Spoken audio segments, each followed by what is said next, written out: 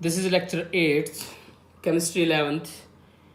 Now in this lecture we will discuss about the topic law of multiple proportion. Law of multiple proportion.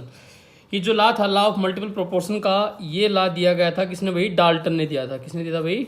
Dalton ने। और this law is given in 1804। जो law of हमारा था multiple proportion का, यानी multiple ratio, क्या होता है इसका मतलब? Multiple ratio. यानी this law was given by firstly Dalton in 1804। और ये लॉ दिया गया था डाल्टन के द्वारा 1804 में। अकॉर्डिंग टू दिस लॉ, इस लॉ के अनुसार क्या था भाई? According to this law,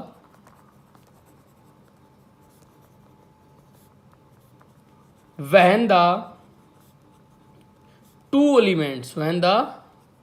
elements combine to form, when the two elements combine to form two or more chemical compounds, then the masses of one of the elements, which combine with a fixed mass of the other element by a simple ratio और whole ratio. Clear भाई? This law क्या है भाई? हमारा law of multiple proportion. दोबारा ध्यान दे, law of multiple proportion का जो लॉ था, ये लॉ दिया गया था भाई जॉन डाल्टन ने। किसने दिया था भाई? कंप्लीट ने दिया था जॉन डाल्टन इन 1804, 1804 में दिया था। उसने क्या बताया था इस लॉ के अनुसार? According to this law, when the two elements, जब दो एलिमेंट कंबाइन होते हैं, दे फॉर्म टू और मोर कंपाउंड्स। फॉर एग्जांपल मान लिया हमारे पास कार्बन एक एलिमेंट है और ऑक्सीजन है, तो ये कंबाइन होकर क्या बना सकते हैं? कार्बन डाइऑक्साइड बना सकते हैं, और क्या बना सकते हैं? कार्बन मोनोऑक्साइड भी। दोबारा ध्यान दे, when the two elements combine, जब दो एलिमेंट कंबाइन होते हैं, दे फॉर्म टू और मोर, दो भी बना सकते हैं, दो से ज्यादा भी बना सकते हैं, टू और मोर। और एग्जांपल ले लीजिए आप, मान लिया हमारे पास नाइट्रोजन है प्लस ऑक्सीजन है, ये क्या बना सकते हैं? NO2 भी बना देते हैं, NO भी बना देते हैं, N2O4 भी बनाते हैं, N2O5 भी बना देते हैं। ये सारी चीजें बनती हैं। क्लियर ना? इस प्रकार से। क्लियर ना? तो व्हेन द टू और मोर एलिमेंट, यानी जब दो एलिमेंट कंबाइन होते हैं तो they will form two compounds या मोर देन टू। क्लियर ना?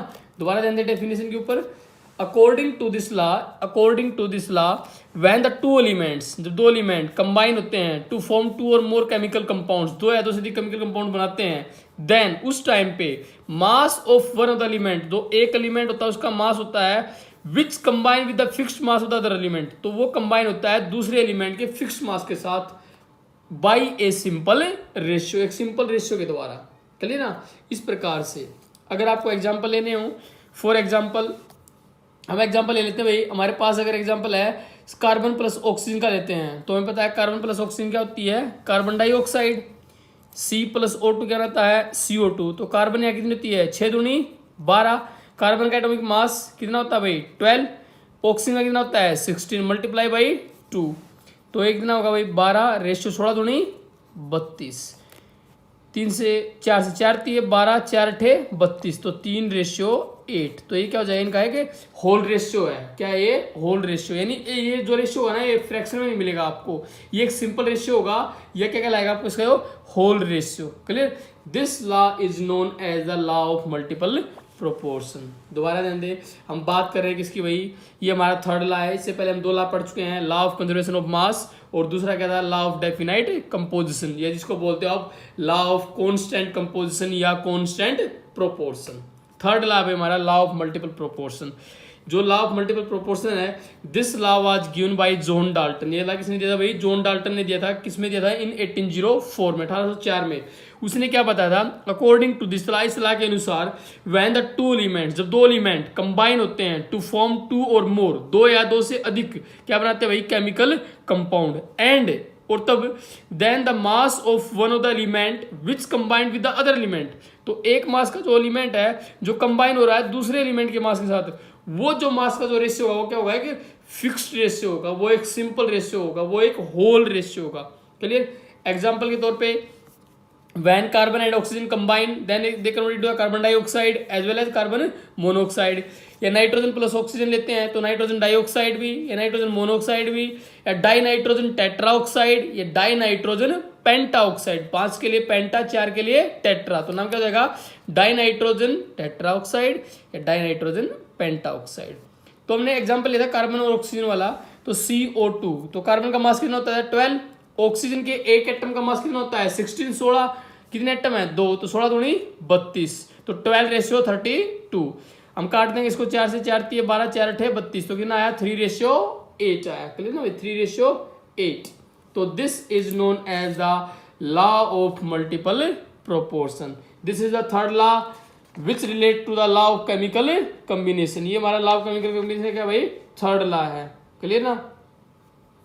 उसके बाद क्या आते हैं भाई, इसके न्यूमेरिकल्स करते हैं इस लॉ के ऊपर, numericals on the law of multiple proportions.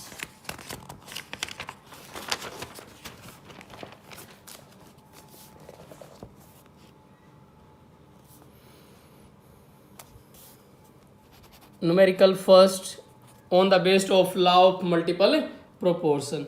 क्या है भाई हमारा पहला numerical, carbon is to found to form 2 oxide, carbon 2 oxide बना रहा है। क्लियर ना। विच कंटेन 42.9% फर्स्ट, और सेकंड कितना भाई 27.3% कार्बन की है।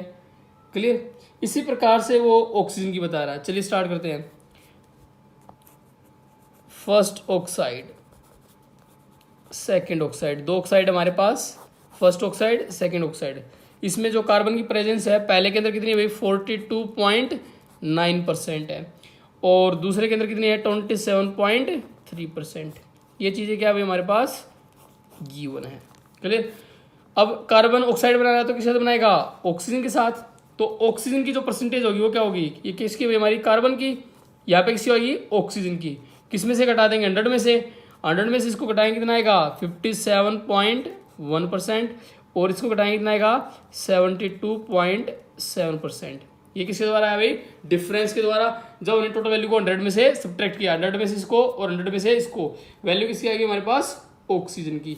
अब हमें क्या निकालना है, इनका फ्रैक्शन निकालना है रेशियो के द्वारा। चलिए निकालते हैं। पहले वाले पार्ट के अंदर पहले इन फर्स्ट ऑक्साइड की लेते हैं पहले।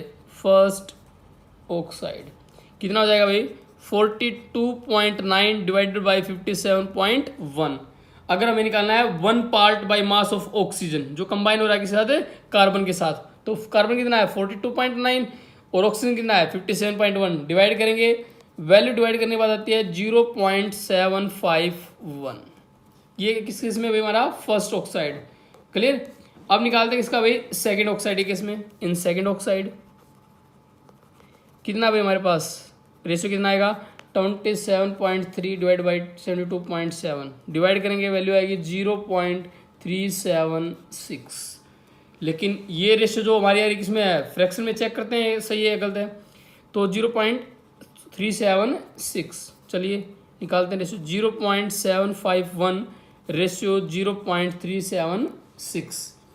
इसको कैलकुलेट करते हैं, 2 से मल्टीप्लाई करें इसको, अगर इसको डिवाइड करें 2 से मल्टीप्लाई करते हैं क्षेत्र को 2 से, 2 6 12 का 2 का लगी 1, 2 से 14 1 15 5 का लगी 1, 2 3 6 1 7, यानी 752, यानी अप्रोक्सीमेट सेम आ रहा है। यानी इसको अगर इससे काटेंगे ये कितना आएगा 2, यानी वैल्यू कितनी आ रही है हमारे पास 2:1, और this is the whole ratio. That means it holds good for the law of multiple proportion. Value आ चुकी है हमारी कितनी भाई 2:1। तो किस रेशियो में कंबाइन हो रहे हैं 2:1 के अंदर कंबाइन हो रहे हैं। दैट मीन्स जो हमारा ऑक्साइड होगा क्या होगा हमारा कार्बन डाइऑक्साइड CO2। इस प्रकार से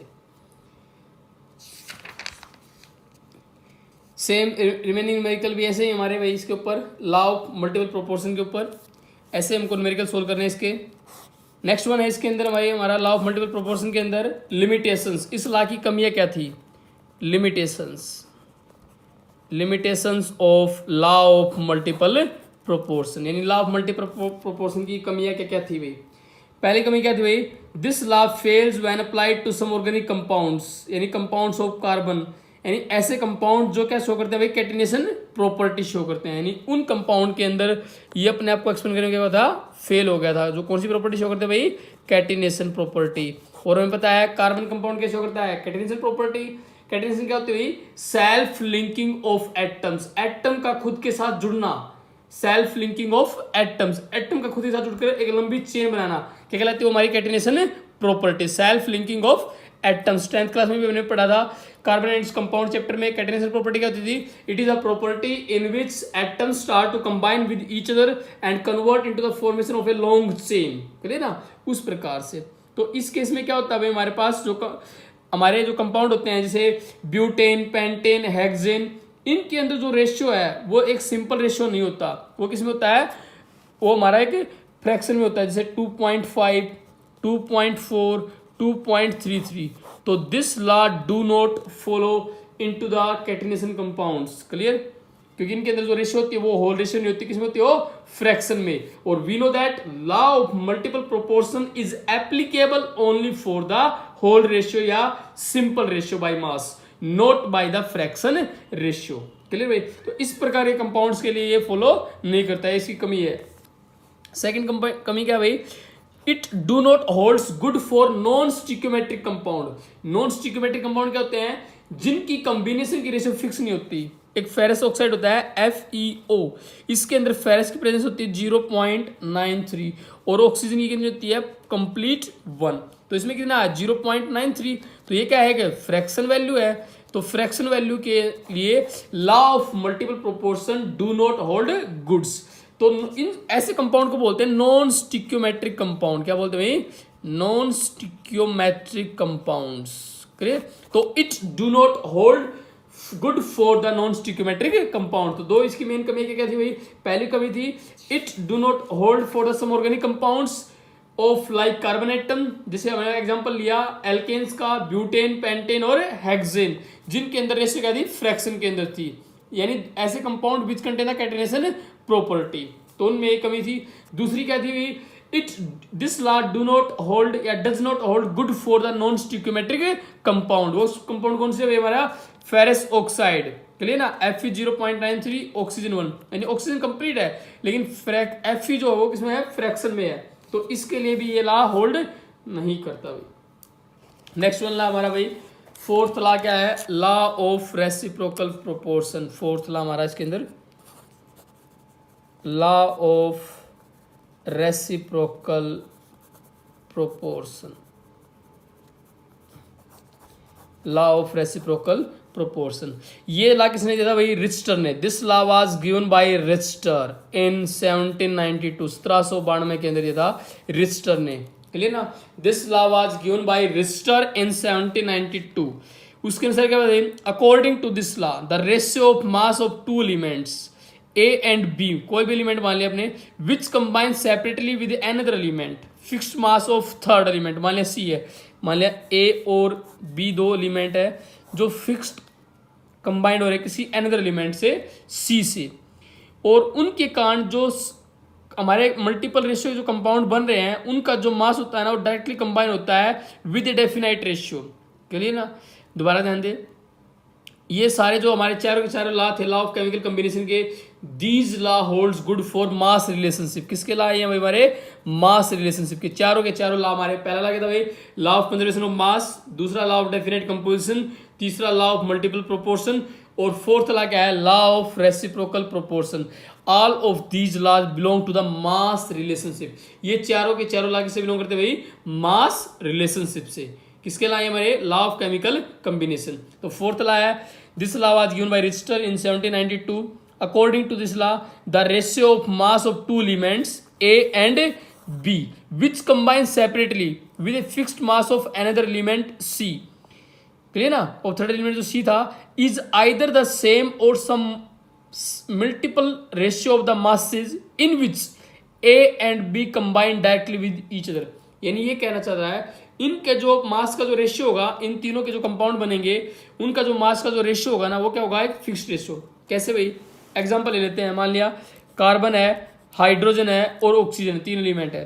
कार्बन और हाइड्रोजन से क्या बनता है भाई, मीथेन, CH4, H और O से क्या बनेगा, H2O, C और O से क्या बनेगा CO2। क्लियर। यहाँ पे मीथेन गैस है या वाटर है, यहाँ पे क्या है कार्बन डाइऑक्साइड गैस है। क्लियर भाई। तो इनके अंदर जो मास का रेशियो होगा वो क्या होगा, एक फिक्स्ड मास का जो रेशियो होगा। कैसे भाई,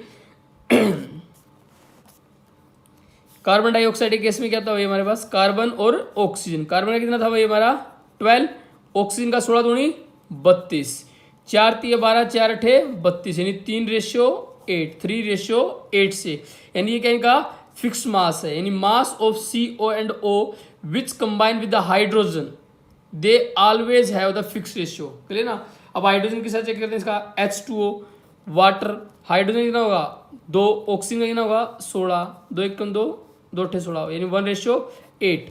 सभी का क्या मिलेगा आपको, होल रेशियो मिलेगा। यहाँ पे कार्बन का कितना होगा 12, हाइड्रोजन का 4 1 4, तो 4 1 4 4 3 12, यानी 3:1, इस प्रकार से। क्लियर ना भाई। तो they are combine always into the fixed ratio.